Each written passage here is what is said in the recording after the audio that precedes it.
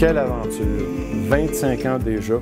Et je me rappelle au tout début, là, une trentaine d'années, on était tous autour d'une table, puis on s'était dit pourquoi qu'on ne ferait pas une maison d'hébergement pour aider les jeunes en difficulté. Parce qu'à l'époque, les jeunes avaient, je pense, 180 d'aides sociales par mois, ceux qui avaient en bas de 30 ans. Fait qu'on s'est dit pourquoi on les hébergerait pas, tout ça, parce qu'on les voyait en difficulté, on voyait traîner dans la rue, puis tout ça. Et on a travaillé fort, on est venu à bout en 88 de partir la maison.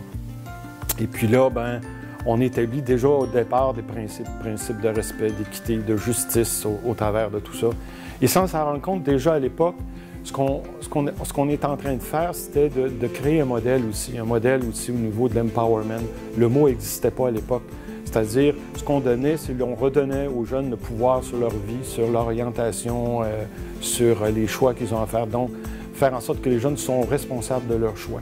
Et on avait commencé à établir ça dans l'organisation. Vous savez, ces jeunes-là nous proviennent d'un peu partout. Ce sont des jeunes en difficulté, oui. Il y a des jeunes là-dedans qui ont été abusés, qui ont été abandonnés, qui ont été trichés.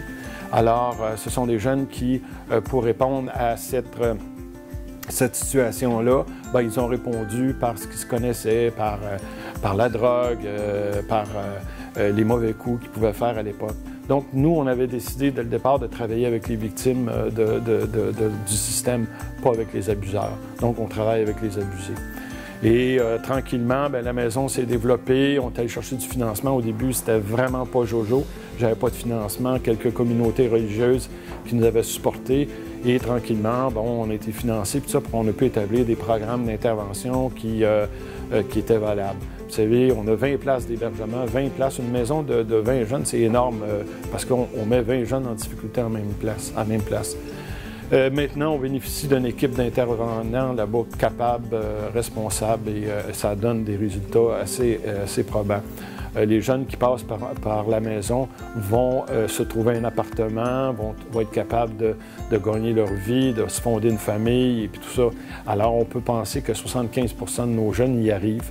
Effectivement, il y a une partie qu'on n'arrive pas parce qu'on n'est pas là pour sauver le monde. Il y a des jeunes qui sont trop en difficulté. Quand on parle de difficulté, vous savez, quand vous avez été bafoué, humilié pendant 14, 16 ou 17 ans de votre vie, il ne faut pas s'imaginer que c'est un hébergement de 6 mois, 1 an qui va changer tout. Donc, il y a beaucoup de travail à faire. C'est un travail de longue haleine. Et les jeunes font preuve de beaucoup de courage dans cette démarche-là parce que c'est pas facile de changer sa vie, d'améliorer sa vie. Tranquillement, on s'est vite aperçu, après peut-être 7-8 ans, que nos jeunes, on leur trouvait des programmes de formation, on leur trouvait aussi du travail, sauf qu'ils ne gardaient pas le travail. Il n'y avait pas d'habitude de travail, il n'y avait pas beaucoup de formation.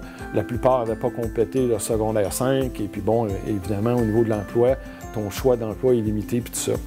Et quand les jeunes, c'est ça, ils trouvaient un emploi, bien, après quelques jours, ils l'abandonnaient ou ils se faisaient mettre à la porte parce qu'il n'y avait pas d'habitude de travail, puis ils répondaient au patron, ils étaient incapables de supporter la discipline. C'est là qu'est venue l'idée d'envoyer nos jeunes dans les entreprises d'insertion, celles qui existaient à l'époque. Mais ils nous ont dit que nos jeunes étaient trop en difficulté.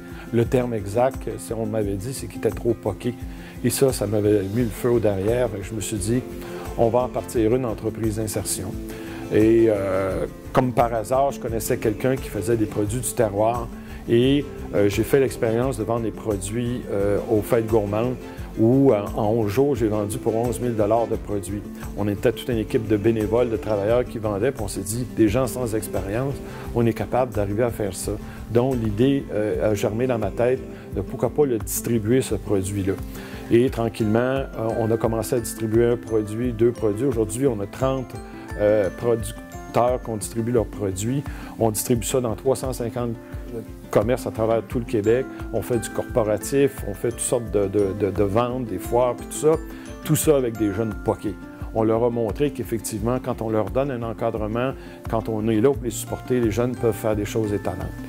Tranquillement aussi, on s'est aperçu qu'il y a une catégorie de jeunes qui avaient de la difficulté aussi à continuer de vivre dans l'environnement de Montréal, pour toutes sortes de raisons.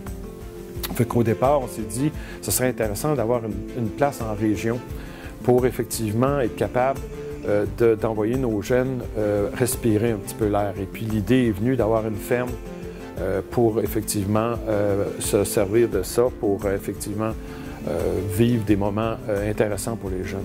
Et tranquillement, bon, écoute, on était chanceux, nous avons eu un donateur qui nous a permis de faire l'acquisition d'une ferme et on a transformé la ferme, on a bâti une cuisine commerciale et on a acheté un des producteurs qu'on distribuait qui voulait cesser ses opérations. Donc, on a transformé la cuisine là-bas et on a commencé à faire la production.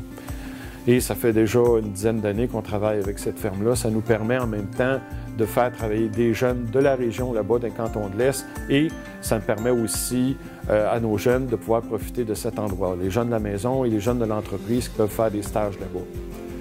Je regarde le bilan de 25 ans de travail dans l'organisation, je me dis, c'est étonnant le chemin parcouru, c'est étonnant toute l'énergie qu'il y a eu dans cette organisation-là.